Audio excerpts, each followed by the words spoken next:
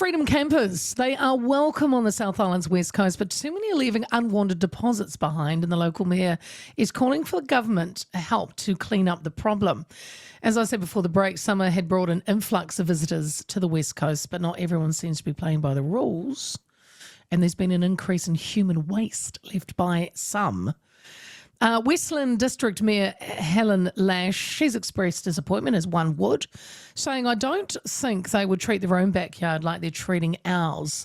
And she joins me now. Helen, good afternoon. Thank you for talking this afternoon. You're welcome. Good to catch up. I thought we were kind of over these problems, Helen, of the old park and pooers. We did too. Well, we sort of hoped that there would be a turnaround from that kind of behaviour, but clearly there hasn't been, and we're not the only region dealing with this problem. Is it a problem of not enough public toilets? Because I'm not sure where the areas that you're talking about. Is there? Can they go to public toilets? Yes, they can, but they've got to want to do that, or they've got to be parked somewhere where there is one. And a lot of the places where they're parking are places off the road. You know, it's by a river, by a lake, by the beach, where there aren't public toilets. You know, and with that, I'm talking, you know, they're out of towns. They're parking, you know, where you'd want to park if you were travelling. Sure. And of course, as far as that side of it goes, you know, they've got no facility there because in these little wee vans, they don't have toilets. So, yes. And that's the problem. That is a problem, because you were saying that there's a bit of a rise in fake self-containment stickers. So if you've got a toilet on board, you've got to have a sticker, correct, to prove that you've got a toilet? Yes, well, yes. The government has brought their rules in this year that will be enforced next year, which is the green sticker. But unfortunately, they're all being replicated, and you see them everywhere on cars, people mover cars, on little vans, on second-hand vans that have purchased when they've come into the country. They're also on juicy, you know, the juicy vans and all those others as well. Some of them have those little portaloos in them, but on talking to some of those campers, they said, well, you know, you're not going to stick it on the ground and go on that toilet next to your van, so you don't use them. Yeah.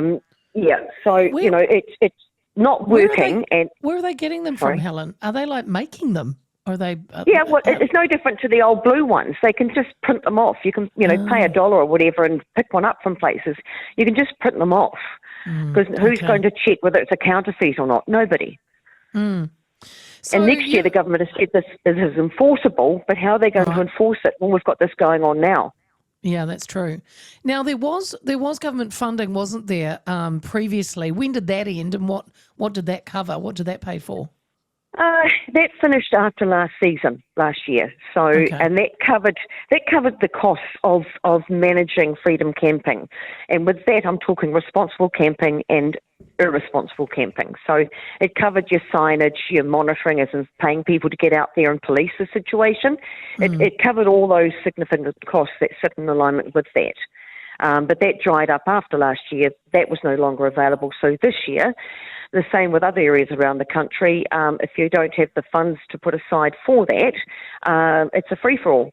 Yeah. And my area is one of the longest areas in the country, and at 400-odd Ks, you know, it costs a lot of money to police my geographical area. That's true. And the government recently said that they wanted to turn on the tourist tap and get more people here, Helen. So, I mean, it's one thing to say that, which is great. Yeah, sure, bring them in. So do you think then they then need to help and support areas such as yours? I certainly do. And it's not just mine. I mean, you know, Queenstown Lake's got the same problem. There's other areas around the country with the same problem. Northland's got the same problem. Yeah. Yes, they do. You know, look, we welcome the tourism industry. You know, it's for Westland, it's a key part of our economic program.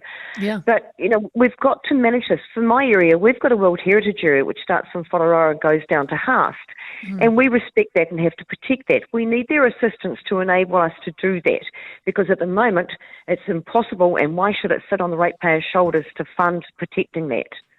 Agree. We protect it ourselves, but it's our visitors that don't respect that and aren't worried about destroying that. If the government wants to increase the market, fine, but they need to have a firm program that's manageable, that we can, address these problems and manage them. I mean, you mentioned the ratepayers, Helen, and I agree. How do they feel about the issue? Are they fed up with cleaning up after campers or seeing these unsightly leavings, droppings behind? They are, and it does. It gets their blood boiling because, you go to walk down the beach and the next minute you're having to walk around it, or the smell that's there, or whatever, because these people camp in those prime places. They don't park in the untoward bushes or somewhere like that. They'll park on an empty space of ground next to the beach or at the end of a pathway or roadway, and it's that prime access spot. point is where they park. And they won't go off into the beach or dig a hole. It's just, and that's the problem.